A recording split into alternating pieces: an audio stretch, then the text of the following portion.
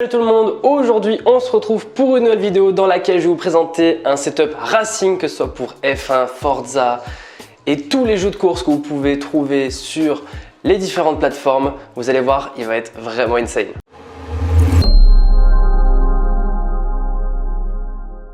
J'ai sélectionné pour moi les meilleurs produits du marché à l'heure actuelle dans des prix plutôt abordables. Donc je parle bien évidemment du volant et également de l'écran parce que le siège, on va dire que ça fait un peu une généralité. Pour l'armature, on est sur un Next Level Racing, le FGT Lite, qui est tout simplement en fait un siège permettant d'accueillir un volant ainsi qu'une personne, donc de différents poids et tailles, surtout parce qu'on va justement pouvoir modeler un peu comme on a envie l'armature pour justement que tout le monde puisse être à l'aise lors de la conduite. Ce siège de simulation est aux alentours des 299 € sur le site de Steel Gamer. Pour une armature de cette qualité, c'est vraiment très abordable. Surtout que l'avantage qu'on va avoir avec celui-ci, c'est tout simplement sa possibilité en termes de paramètres. Que ce soit au niveau du dossier, au niveau de la tête, au niveau également des pédales et bien évidemment du volant, même également pour les pédales si vous avez des jambes un peu plus courtes. Pour le système de réglage, ça va être vraiment intéressant parce qu'on va avoir vraiment une multitude de réglages possibles avec un certain système de loquet. On va tout simplement l'ouvrir pour pouvoir desserrer les différents crans et une fois que votre position est idéale et vous voulez la verrouiller, vous êtes simplement à remonter le loquet et la position est gardée. Donc ce sera pareil, ce sera le même système pour l'assise, le dossier, l'appui-tête et également pour les jambes. Donc quand je vous dis qu'il est vraiment réglable, c'est qu'on va pouvoir passer d'une personne d'1,20 m à 2 mètres sur cette configuration. Donc on est vraiment sur une assez grosse fourchette en termes de taille, ce qui est vraiment un très bon point. Un point également qui est vraiment pas à négliger, qui est vraiment très important pour ce genre d'appareil. Donc il peut vraiment être très long et au bout d'un moment quand on s'en sert pas, on va pas le laisser complètement avec la même position, même si en soi c'est vrai que ce serait plutôt pas mal d'avoir un truc un peu plus compact mais qu'on puisse garder certains paramètres. Donc le deuxième point qui va être vraiment très important, ça va être au niveau certes des réglages, mais ces réglages là en fait vont tout simplement nous aider à pouvoir le plier parce qu'il est méga compact. On va pouvoir le plier mais à une taille vraiment toute petite. Bon, bien évidemment il faudra enlever le volant et le pédalier, sinon ça prendra un peu plus de place. Après, libre à vous de mettre un petit marqueur là où vous avez mis vos paramètres qui sont idéaux pour vous. Comme ça, une fois que vous le démontez, vous n'avez plus qu'à le remettre comme vous étiez, tout en ayant ce système de pliage vraiment très compact. Un autre point également qui est positif, ça va être au niveau du tissu. Le tissu est vraiment très agréable, très doux, mais c'est surtout au niveau du dossier, et c'est là justement où ils ont été très forts, c'est surtout au niveau de la colonne vertébrale. C'est là où on transpire le plus, surtout dans des jeux de course où c'est peut-être un peu stressant à l'adrénaline de savoir si on va réussir ou pas. Ils ont fait un dossier avec un tissu qui est transparent, qui respire et également des coussins en fait au niveau de nos côtes pour tout simplement laisser respirer notre colonne vertébrale qui va éviter de tacher le tissu ou bien même de garder cette odeur de transpiration dans le tissu. Au moins on a le dos qui respire et c'est juste parfait quand on fait des sessions de 2-3 heures. Je peux vous dire que c'est vraiment très agréable. Puis même en termes de matériaux, on est quand même sur quelque chose de relativement solide. On a de l'aluminium pour tout ce qui va concerner les contours et surtout le maintien de ce produit et également de la personne en plus, sans compter le matériel. Après le reste, tout ce qui va être fixation, ça va être du plastique. En soi, c'est pas quelque chose qu'on va utiliser énormément, mais c'est quand même du plastique assez solide. Sans oublier qu'on va pouvoir ouvrir également le support de volant et on a la possibilité de mettre à droite ou à gauche notre shifter. Pour le prochain objet, là ça va être forcément la pépite, en tout cas quelque chose de vraiment très quali, surtout pour le prix, et c'est justement ce point là que j'avais envie de toucher, c'est surtout le prix par rapport aux performances et à la qualité de fabrication de celui-ci, c'est bien évidemment le volant. Le volant de chez Logitech est le G29 disponible pour PlayStation et pour Xbox, comme ça pas de jaloux, chacun en a un, pour 259 €. Alors comme je l'ai dit, c'est quand même relativement abordable, même si ça reste quand même un budget. Mais si vous êtes prêt à mettre 250 € dans un volant, ça vaudra vraiment le coup et ça améliorera votre expérience. Pour les caractéristiques de ce produit, il peut être fourni avec shifter ou non et le pédalier est fourni obligatoirement. Cette version que j'ai là est disponible pour PS5, PS4, PC et Mac. Comme ça, on a un large choix. Pour la qualité du volant, on va être sur du cuir sur la totalité du volant, sauf les palettes à l'arrière parce que oui, il a des palettes à l'arrière en acier inoxydable. C'est là où on va transpirer un peu le plus, malgré qu'au niveau des paumes, on transpire quand même pas mal avec du cuir. Là au moins sur les palettes, on n'a pas de problème. Ce qui est sympa avec ce volant, c'est qu'on va pouvoir d'une le tourner jusqu'à 900 degrés, ce qui est juste énorme pour un volant. Sans oublier qu'il y a évidemment le retour de force qui est pour moi excellent. Après, vous avez d'autres constructeurs qui, eux, font d'autres volants.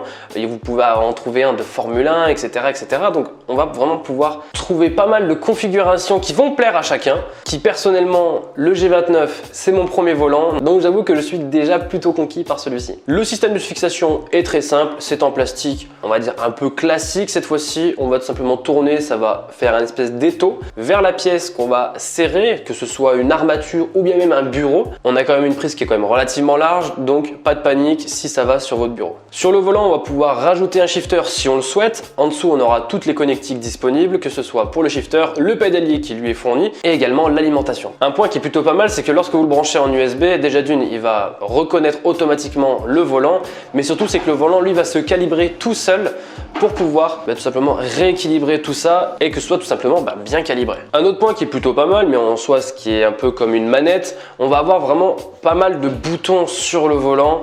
Donc bien évidemment les touches triangle, carré, croix, rond, et après 4 petites touches qu'on va pouvoir paramétrer et assigner un peu comme on en a envie, les flèches directionnelles, un petit bouton plus moins, une petite molette et un bouton entrée. Donc vraiment pas mal de choses possibles, en tout cas au niveau paramétrage. Un autre truc qui est sympa, c'est pour ceux qui ne connaissent pas un peu ce genre d'univers, surtout au niveau des volants, on va pouvoir changer le retour de force, le mettre peut-être plus faible si vous n'êtes pas vraiment trop à l'aise, ou peut-être justement plus puissant parce que vous avez envie d'avoir vraiment de grosses sensations. Ça va être possible et c'est ça qui est vraiment parfait. Il est compatible sur la plupart des sièges, comme par exemple celui-ci de chez Next Level Racing. Vous pouvez même mettre des vis juste en dessous pour vraiment le fixer au plateau, et idem pour le pédalier. Pour le pédalier justement, on va avoir du coup les 3 pédales, embrayage, frein et accélérateur. Chacune va avoir une certaine pression, le frein un peu plus compliqué à appuyer, l'accélérateur plutôt leste, et on va dire que l'embrayage fait un peu l'entre-deux. Le support lui va être en plastique avec un petit support pour pouvoir mettre vos pieds. On va pas uniquement avoir des pédales vraiment mis sur un espèce de petit rectangle, là on va vraiment avoir un bon gros truc pour pouvoir mettre notre pied. Je prends l'exemple du pied gauche, quand on n'utilise pas l'embrayage, on va pas le foutre par terre, au moins on le pose sur le support, c'est nickel. Et pour les pédales, eux vont être en aluminium. On va vraiment avoir un côté voiture de course, tout en alu, ce qui est vraiment cool. Donc mon expérience au niveau de ce volant est vraiment juste superbe. Après, c'est mon premier volant, j'ai pas testé les autres fabricants, que ce soit Thrustmaster ou bien même Fanatec, mais ce volant est juste superbe. On a vraiment un bon confort, surtout avec le cuir qui est présent sur l'entièreté du volant. Très ergonomique, donc idéal pour les débutants, mais qui ont envie de changer un peu, de passer de manette à un vrai truc. Je vous dis que vraiment, l'expérience n'est pas du tout la même. Pour le prochain objet, là, c'est pour moi une pépite, la qualité japonaise qui est Iyama. Parce que l'écran que vous voyez là, oui, c'est un Iyama 21/9, 144 Hz. Vous pouvez le monter jusqu'à 165 en 2K. C'est juste insane. On a une bête de compétition, un écran qui est fait pour avoir une grosse immersion et surtout c'est l'incurvé qui va tout faire. Celui-ci est le GB3467. Dans tous les cas, tous les liens seront dans la description. Sur ce genre d'écran là, on va vraiment avoir pas mal d'avantages. Déjà d'une, comme je vous ai dit, il est incurvé. Incurvé à 1500 R, soit à peu près comme notre œil. Donc l'avantage que ce soit incurvé, c'est déjà d'une, on va réduire la fatigue oculaire et améliorer notre expérience in-game pour une plus grosse immersion, mais c'est surtout la fatigue oculaire qui a été recherchée. Pour la dalle, on va être du coup sur de la VA, 1,65 Hz et 0,4 millisecondes de temps de réponse. Donc je peux vous dire que là, si vous me dites que vous avez de la latence avec cet écran, je ne vous comprends pas. Vous avez également la technologie FreeSync pour ceux qui sont chez AMD, qui vont vraiment pouvoir être intéressants pour les utilisateurs. En éliminant un peu toutes les hachures, tous les petits problèmes qu'on pourrait rencontrer lors de nos jeux, si par exemple on demande beaucoup plus de ressources, le FreeSync va être là pour compenser cette petite perte. Pour les connectiques vidéo, à l'arrière, vous avez 2 HDMI et 2 DisplayPort, qui est plutôt intéressant si vous voulez l'utiliser comme un écran de télé, un écran de PlayStation, un écran de PC. Vous n'avez plus qu'à changer la source et tout est bon. À l'arrière, on a également 2 haut-parleurs de 2 watts qui sont, après comme j'ai dit, c'est des haut-parleurs d'écran, donc forcément, c'est pas non plus du Harman Kardon, mais au moins on est sur quelque chose d'assez correct, pas trop aigu, pas trop médium, et des basses. Il en manque un peu, mais au moins on a des haut-parleurs si vous avez envie d'enlever votre casque pour tout simplement regarder, jouer à un jeu de course tranquille, au moins on est nickel. Mais pour le son, on va en parler juste après. Donc vraiment cet écran est juste parfait, une excellente dalle sans trop de reflets, c'est l'avantage également de l'incurvé. Sans oublier les multiples paramètres qu'on va avoir en interne avec le petit joystick qu'on va avoir à l'arrière. C'est quelque chose de vraiment nécessaire. On va également avoir un très bon contraste, pas trop présent, qu'on va pouvoir également modifier dans l'écran même.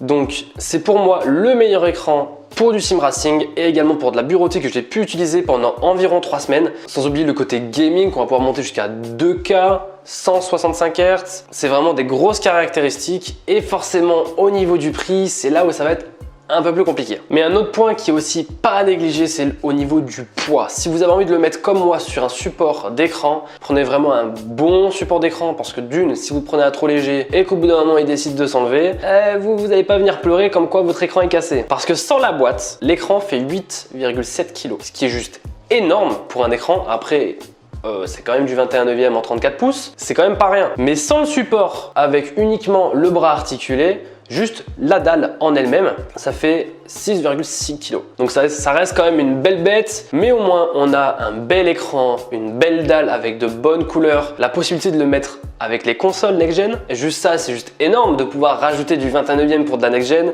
Vous allez surtout pouvoir être à plus que 60 Hz pour vos consoles next-gen. Après, ça va être votre console qui va vous brider. Mais en tout cas, vous savez que vous avez du 165 Hz, donc vous pouvez péter tout au max au niveau de la qualité visuelle. Et là, vous allez comprendre que c'est vraiment un magnifique écran. Et pour finir, le dernier objet, et c'est là justement où ça va vraiment bien jouer et modifier votre expérience de jeu, parce que avoir deux haut-parleurs de 2 watts, on va manquer de basse, on va vraiment manquer de profondeur, et c'est surtout, on va manquer d'immersion. Et c'est ça, c'est ce point-là que j'avais envie de toucher, c'était l'immersion in-game. Parce que parler de la qualité du jeu, ok, ça va bien, mais c'est surtout au niveau du son qui, personnellement, moi, c'est le plus important. Et comme le son, c'est quelque chose à ne pas négliger, j'ai demandé à Razer s'ils avaient du matos, et ils m'ont trouvé la Leviathan V2, qui à l'heure où je tourne cette vidéo n'est toujours pas sortie, mais qui est déjà une pépite depuis que je l'ai. C'est une barre son que vous allez pouvoir brancher en USB sur n'importe quel support. Personnellement, je l'ai fait sur ma télé, je ne pensais pas que l'audio allait passer par l'USB.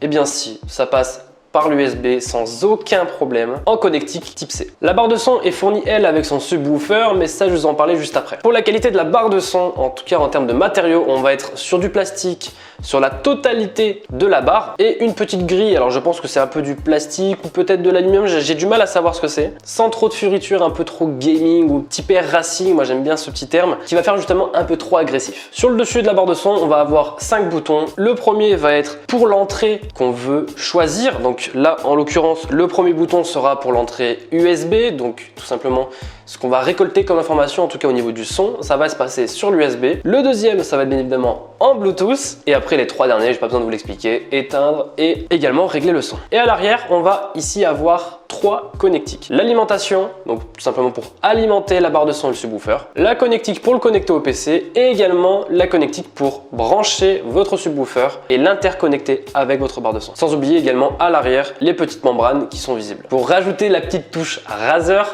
il va être compatible avec Razer Synapse et également au niveau du chroma que vous allez pouvoir totalement changer parce que oui, il y a une petite bande LED juste en dessous pour pouvoir la détacher un peu du décor et rajouter un peu de couleur. Cette barre de son est également fournie avec des pieds qu'on va pouvoir changer si vous avez envie de l'avoir un peu plus inclinée ou totalement plate. L'avantage avec la barre de son, c'est que le subwoofer est fourni dans la même boîte. Surtout, c'est que vous allez avoir uniquement besoin d'une seule alimentation. Donc le subwoofer, qu'est-ce que c'est? C'est tout simplement votre caisson de basse qui va permettre de rajouter de la profondeur au son et surtout avoir un certain volume, parce que quand on n'a pas de basse, on a l'impression que le son est tout plat, qu'il n'y a aucune profondeur de chant, c'est vraiment pas beau à entendre. Celui-ci est plus petit, c'est un petit cube, la membrane qui est en dessous au niveau du sol, comme ça on ressent bien les basses, et après dessus, rien de plus. Et ce que j'ai oublié de vous parler également, c'est surtout au niveau de la certif qu'il y a à l'intérieur, c'est du THX. Donc l'avantage, c'est qu'on va vraiment avoir une énorme spatialisation, pas un espèce de vieux son dégagé tout droit devant, on va vraiment avoir un son qui va porter, on a l'impression d'être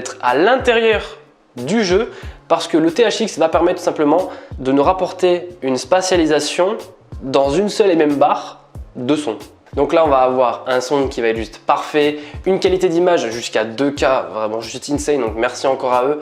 Et un dernier petit objet pour la fin, parce que oui, moi personnellement, quand je joue sur ce genre de setup, mon casque n'a pas de micro et quand on joue à des jeux qui sont en coop, c'est un peu compliqué pour communiquer. J'ai donc sélectionné pour vous le meilleur micro pour moi, qui va être flexible, de haute qualité et surtout avec des fonctionnalités qui sont vraiment plutôt cool. Le micro, c'est le Elgato Wave 3 qui va embarquer 3 petites fonctionnalités qui vont être plutôt sympas. Concernant le design de ce micro, on va être sur une capsule plutôt jolie à voir, un micro qui fait très rétro, un son qui est vraiment très excellent et une qualité de fabrication qui est vraiment au rendez-vous. On va être sur de l'aluminium pour la grille et du plastique pour tout ce qui va concerner le bas du micro, les boutons et également le support. Parce que oui, il est fourni avec son support, mais je vous en parlais d'un qui va être compatible avec l'armature. L'avantage de la grille métallique, c'est qu'on va avoir une diffusion sonore qui va être vraiment très fluide, anti-postillon, pour éviter d'avoir des petits problèmes, des petites nuisances sonores. C'est quand même un petit plus qui n'est vraiment pas à négliger. Pour les fonctionnalités, on va avoir 3 boutons,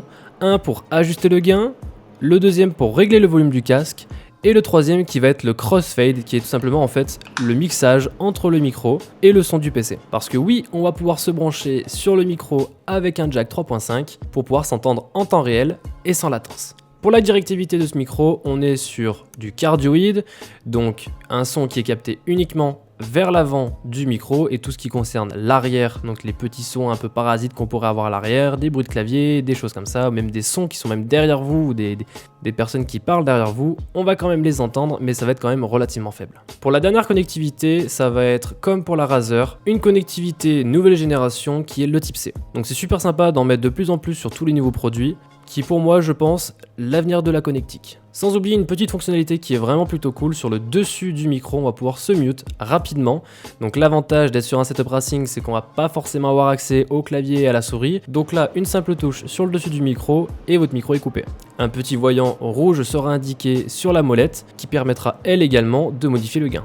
Plusieurs accessoires additionnels vont pouvoir être ajoutés sur ce micro, notamment un filtre anti-pop supplémentaire. L'avantage, c'est qu'il va être fixé au niveau du volant, ça ne va pas prendre les vibrations, et surtout, c'est que ça reste quand même à portée de main. Donc pas besoin de bureau à distance, vous le grippez directement sur votre armature, tout est à votre disposition, même les réglages au niveau du son. Pour le bras de micro, ça va être le LP, donc la version la plus basse possible, pour pouvoir tout simplement le mettre par exemple en dessous de votre écran, sans que ça puisse vous gêner. Ce micro est pour moi l'un des meilleurs, que ce soit pour les créateurs ou bien même pour les gamers. Le fait qu'il soit petit, le bras également en low profile pour 169 € avec toutes les possibilités que vous pouvez faire depuis le micro et également depuis le logiciel. Donc c'est pour moi le meilleur rapport qualité-prix que vous pouvez trouver sur le marché. Donc un grand merci à Steel Gamer pour le siège Next Level Racing. Dans tous les cas, tous les produits seront en description. À Logitech pour le volant, Iyama pour l'écran et également Razer pour la barre de son. Donc j'espère que la vidéo vous a plu. N'hésitez pas à liker, partager et commenter. Et également à vous abonner si ce n'est pas déjà fait. Si vous avez envie de suivre du contenu comme celui-ci, n'hésitez pas à me suivre sur les réseaux. C'est Master Setup, dans lequel je vais pouvoir vous faire découvrir pas mal de choses. Donc on se dit à la prochaine. Ciao!